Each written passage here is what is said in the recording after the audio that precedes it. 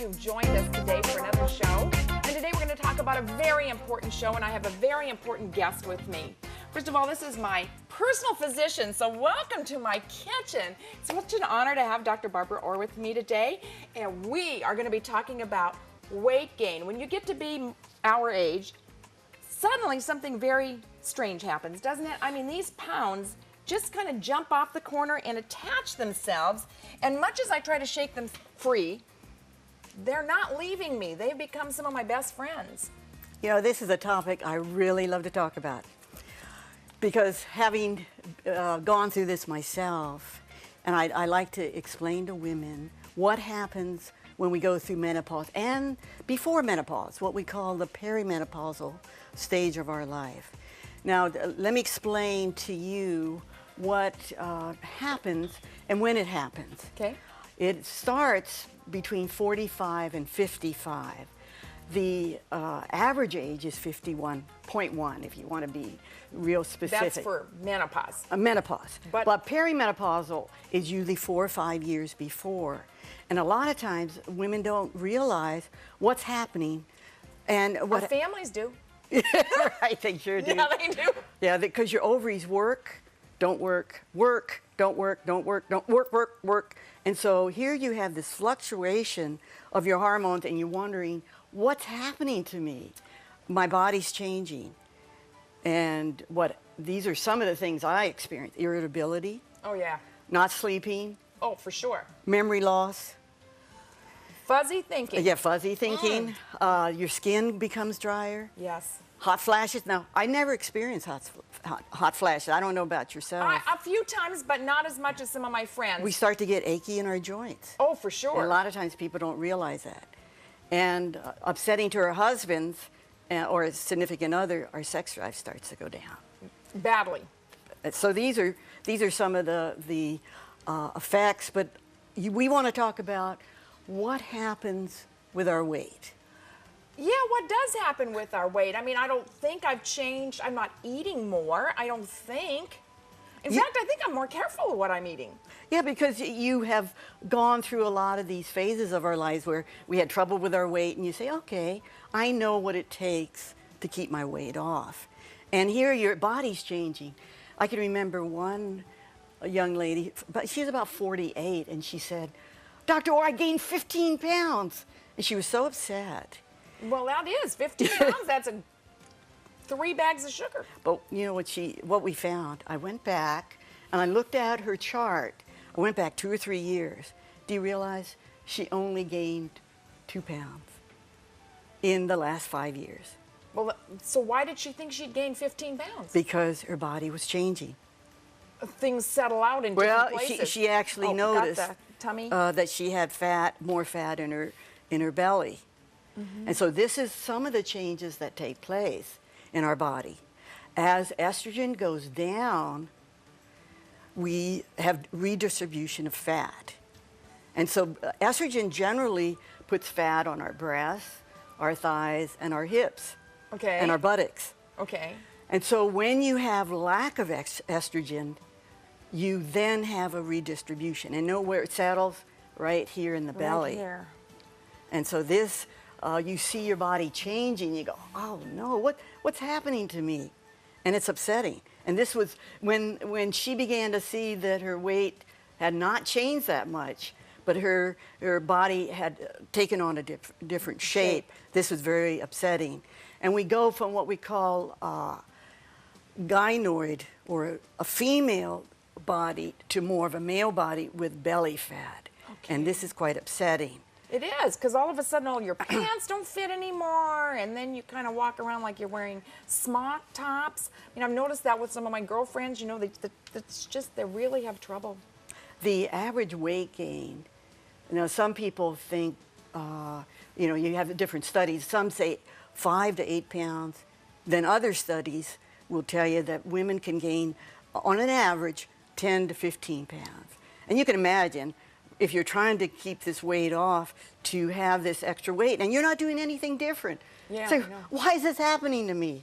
Well, I know, you go, can all I just have is water? You know, Right. like, I'm down to water. Well, then can we live that way? It's interesting, they did studies with rats, And when they took out their ovaries, all the rats got fat. Really? Yeah, and so they realized that estrogen tends to be energizing.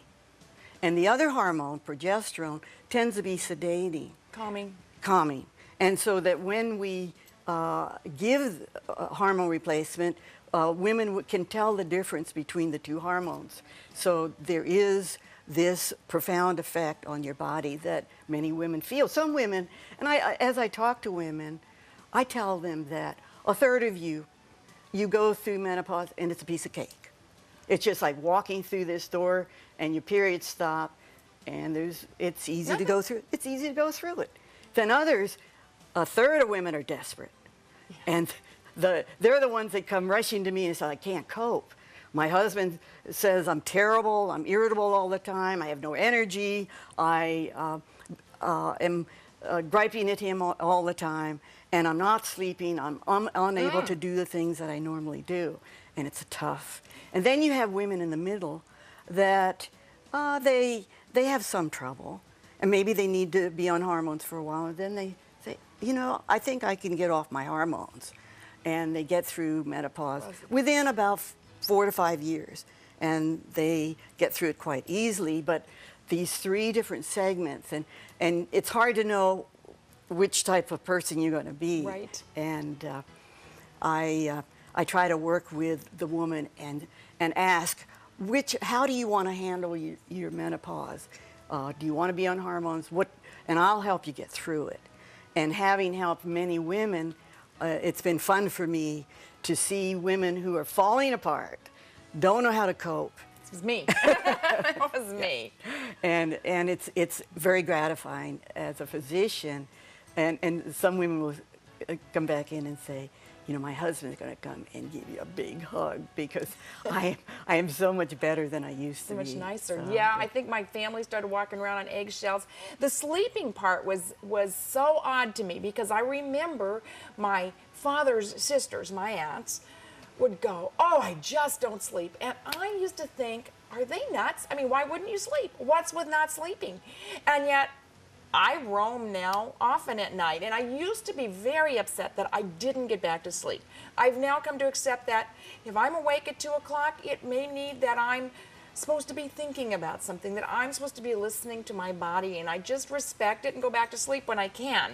But I do remember those really difficult times. The kids, I still had teenagers at home when this was happening to me, and they had all of that stuff they needed done, so you couldn't be sleep deprived the next day.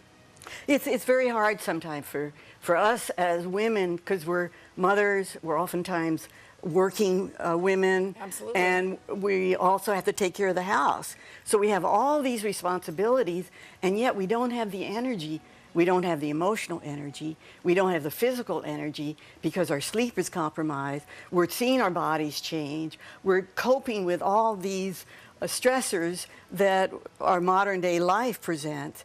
And it's tough. And so I like to have women come in and discuss these issues that are plaguing them. And I help them face the reality of what's happening at this stage of their life. So I want to talk a little bit about why do we gain the weight? Yes, what's happening with our body? What's going on? Okay. Tell me. There are at least 5 or 6 different changes that are taking place. And one of because we don't sleep, and about 70% of women have hot flashes. And these hot flashes wake you up. Now, I was one that never had a hot flash. Oh, my girlfriend at work, oh, she was so cute. It was from South America, and so she has a lovely little accent, but she would go, oh, it's the fire within, the furnace within. And you could just see her almost turn glowing red when this would just overpower her and she would start sweating. And I've had friends who said they have to change their nighties at night. Now, I've never had to do that. Oh, yeah, 2, 3 times. Some of them say it's terrible through the night. And so they're waking up every 2 hours. Well, these hot flashes, again, about 70% of women, and this is where we can help a woman not have these hot flashes. But what happens if we don't get our sleep?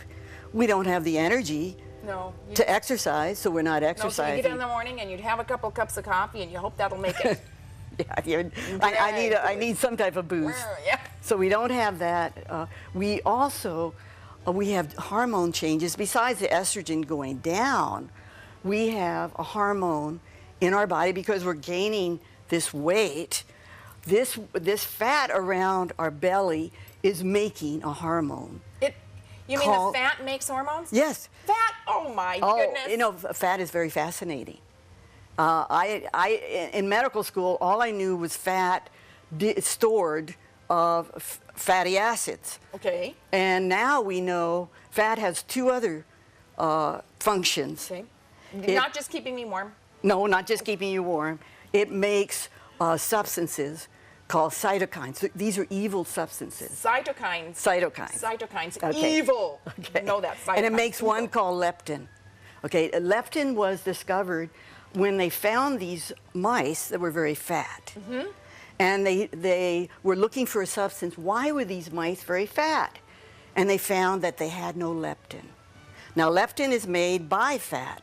And they thought, oh boy, this leptin goes to our center of our brain that stimulates appetite or depresses appetite. Well, leptin turns down our appetite. Leptin is good then. Yeah, it's good. Turns and down they the thought, appetite. this is going to be a wonder pill. We take a leptin pill, turns off our appetite.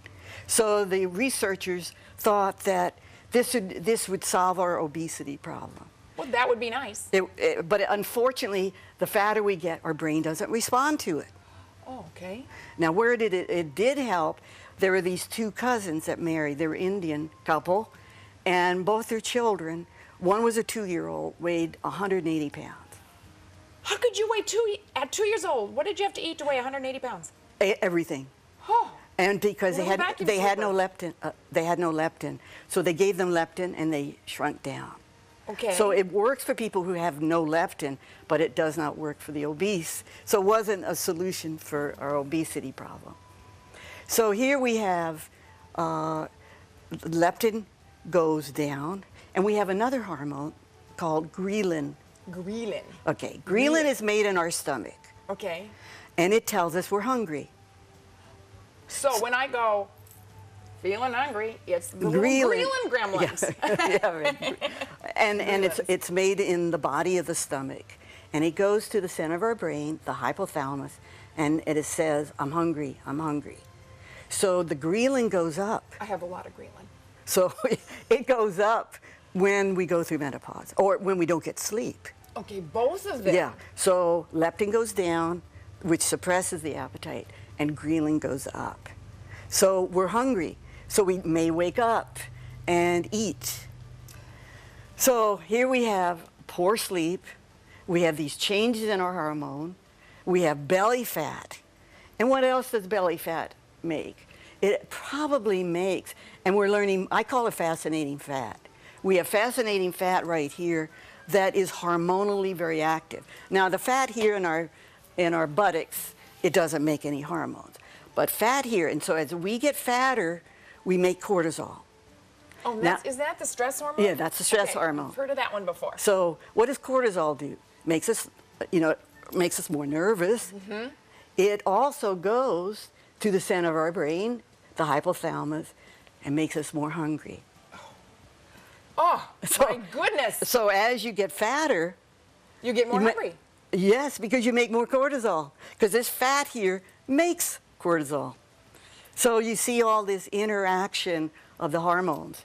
And so we have ghrelin going up, leptin going down, we have cortisol going up, and all because of the fat that we gain in our belly. So, oh my goodness. Let me tell you another thing that happens with this fat. It also makes another hormone. I don't want to be too technical, but think of it, one called resistin. It resists insulin. So here we have insulin trying to get glucose into the cell, our muscle cell, our fat cell. And here we have resistin that's keeping it from doing that. Oh my. And it's all made by our fat here. So that's happening. So we have all these different things going on. Wow.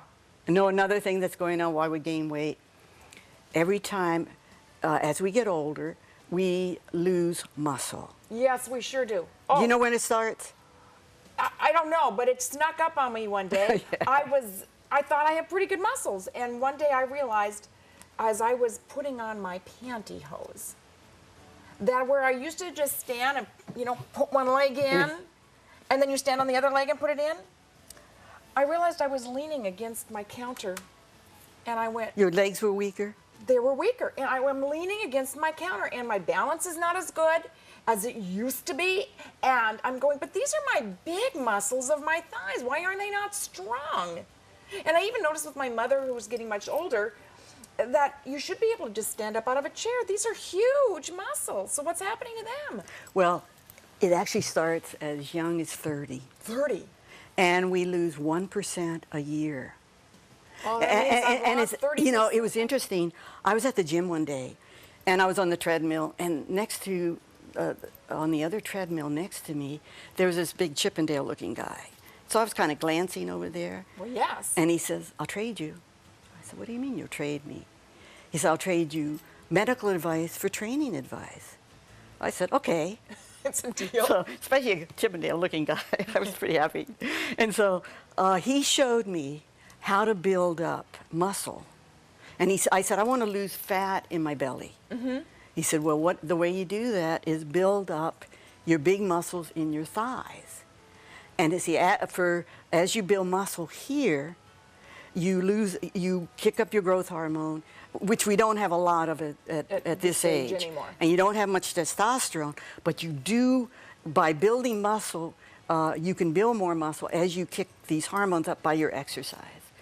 So, and I try to tell patients as we age, and particularly older patients, and I show them exercises that they can do up against the wall so that they strengthen their thighs, so they don't fall. Right. Well, And that's so, what and we do. when I'm trying to run after my grandkids, and I can still beat them, but they're getting faster and faster, and I have to put in the afterburner to chase them because they're getting faster.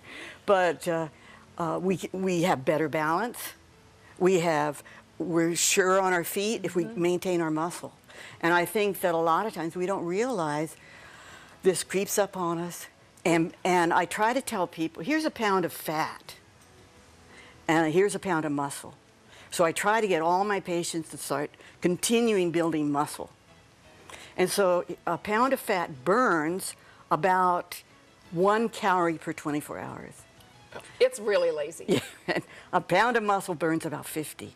Oh, well, we want So muscles. as you build muscle, you're burning up calories. Your metabolic rate goes up. So you're burning calories even while you sleep. Oh, So that's good news. Yeah, so even at any age, even if you're in a wheelchair, you can build muscle with your arms. Yes. And certain weights that I show people how to do.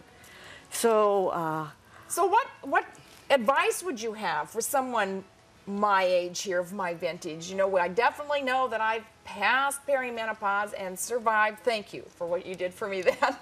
And I'm embraced menopause. But I really don't want to embrace, without a fight, a deterioration, a weight gain, a weakness. I want to live. I looked at my life, and you know, you kind of spend the first 30 years of your life growing up, deciding what it is you want to do with your life. Then you spend the next 30 years having the kids, making the career, and doing everything else. But I figure, you know, there's still 30 years. Average lifespan, there's still 30 years. How can I live this well? What can we do? Stay trim? How can we do this? okay, I usually will discuss with my patients and with you. Do you want to? How bad are your hot flashes? Now we can use hormones. Now I know in the news recently they came out with the dangers of hormones, and I just want to spend a little bit of time about this Women's Health Initiative. It was a big study that was done, Right. and was written up in JAMA, the Journal of American Medical Association, and it came out in 2001. And I was a little bit upset by the study because what they did, they used a set amount of hormones called Prempro. Now, Prempro is Premarin, which is from pregnant mare's urine. Horses. Horses, yeah. And I used to tease women. I said, you got to be real careful if you use Premarin, because it's from pregnant mare's urine. You tend to horse around a bit. Maybe horsey would be good, but okay. So I tell women that I tend not to use Premarin or Prempro. And Prempro is also a combination of estrogen and progesterone. Together. And the progesterone is medroxyprogesterone. It's a synthetic progesterone. Okay. And I'm much more in favor, and here they extrapolate. They'll say, well, all hormones are the same. Yet, when we had trouble with a diabetic drug called Avandia, where it was causing heart attacks, they didn't say, okay, Actos, which is in the same class, that is as bad as Avandia. They don't do that, but they do that with hormones. Well, all hormones are bad. No. See, we have natural hormones that come from soybeans and yams, and those are the ones I like, and even the progesterone comes from soybeans and yams. So they're more natural, they're closer to what our body makes. Already makes. Yeah, already makes. And so I would rather use those. And when they said, in this recent study, they followed these ladies for 12 years, and they said they had a worse type of breast cancer. But, and it was interesting because I wrote an article called Don't Touch My Hormones, I'm Sexy and Happy, where the Women's Health Initiative went wrong. And they don't bring out the fact that 50% of these ladies smoked, 50% of these ladies were overweight, and that the average age of these ladies was 63. Well, when do women come wanting hormones? 49. During the perimenopausal phase, which is 3 to 5 years before menopause, which is in the late 40s. Right. So here they did a study using older women, and you know, if I was happy with my hormones, I wouldn't want to go on a study. That's right. So they take women who actually weren't on hormones, put them on hormones, and then say, okay, this is a good study, and not telling everybody that this is how they did the study. And so I was a little bit upset that we put so much emphasis, and you know what it did? I saw these women jumping off hormones, and then they'd come back in and say, I don't function very well. Yeah, I'm back to crazy. Yeah, I'm back to crazy. And one lady, I can remember, she said, I can't do my work. And here it was an older lady, in her 70s, she'd been on hormones for 10 years, and she said, I can't, I'm in the dental school, I function well, my memory's good, now my memory's not good. And you have younger women that come and said, you know, my mom got off her hormones. Boy, her memory's not good. Her memory's not good. And she's not functioning well. So what happens, and one of the things that I notice, that sleep is so much better. Oh, yes. Yes, that little progesterone pill at night, such a nice little pill.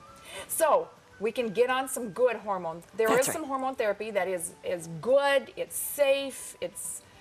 So well, you're going to need to speak with your physician. You're going to have some risk. Yeah. You know, and with any medication you have risk. Anything. And so you have to weigh the risk versus the benefits. So what kind of things can I do with my diet to help myself? I love to talk about diet. I know. And you know, how do we take control? And what I've learned over the years, and this is why I like to talk to patients about how to get control of their weight, it's tough. It's tough because we have to change behavior that we've lived with for 50, 60 years. And we're used to eating a certain way. We don't eat breakfast. Yeah. 90% of overweight people don't eat breakfast. Wow. So breakfast is a good thing. With some protein. With some protein, because it's going to stay with you. Another thing I like is don't ever let yourself get hungry. So every 3 hours, even if like mid-morning, you've gone 2 or 3 hours, you're rushing around, you ate at 7, then eat some almonds. Eat something that will stick with you. It can be some string cheese, it can be, but something nutritious. It can be an apple, so that you never are hungry. Because when you're hungry, then you make a huge plate. And then what we oftentimes do, we get in the habit of having our cup of coffee, not because I kind of like a cup of coffee, but we eat a donut. Oh, yes. And so what does that do? It shoots our sugar up, and then it shoots it way down. And then you get shaky. And then you get And you go shaky thinking something else. because it's a simple sugar. So it gets into your bloodstream very rapidly, and then it drops your sugar even lower. So then you have hypoglycemia, your sugar is too low. So that's why it's important that you try to eliminate those simple sugars, particularly in the morning. And you want to rev up your metabolism in the morning by eating some breakfast. And this is why you cannot lose weight if you don't eat breakfast. Okay. And that, they did the National Weight Registry, and they followed 5,000 people for at least a year to 5 years. And they found that there were 3 behaviors that kept weight off in these people. And they kept the weight off for over 5 years. Well, that's great. Yeah, and what they did, they ate breakfast. Ate breakfast. They weighed themselves regularly. Weigh regularly Now, every day? Well, once, twice you a know, week? you have to see how much it upsets you. Now, I weigh myself every day. Yeah, I do too. And the reason why I do that, if I went to a Chinese restaurant and I took a lot of sodium, I'll go, uh-oh, my rings are tight, and I know I'm retaining sodium and water, and I know that this weight gain is water weight. Okay. So I don't worry about that. And because I'm weighing myself, and I say, I'll just be a little more careful today, and so it keeps you honest with yourself. But some people say, I can't stand to do it, but at least once a week. So okay, once a week you have we're to going do to weigh it right. ourselves, we're going to eat breakfast, we're going to weigh ourselves, and what's the last thing that we can do? You got to do some form of exercise. Exercise. All right? Now, it's funny because I'll ask my patients, what type of exercise do you like to do? One guy said, nothing. I said, what do you like to do in life? He said, watch TV. And I said, well, could you get 5-pound weights? And I showed him weights that he could do. He said, yeah, I think I could do that. So you have to find something that's doable. And even if it's, and I try to say 5 minutes. 5 minutes? Start out with 5 minutes. So we're going to watch our weight, we're going to eat breakfast, we're going to exercise, and with that, I'm just so grateful you've joined us. So until we meet again in the kitchen, stay well, be happy, and really live your life. It's the only one you have. I'll see you again real soon.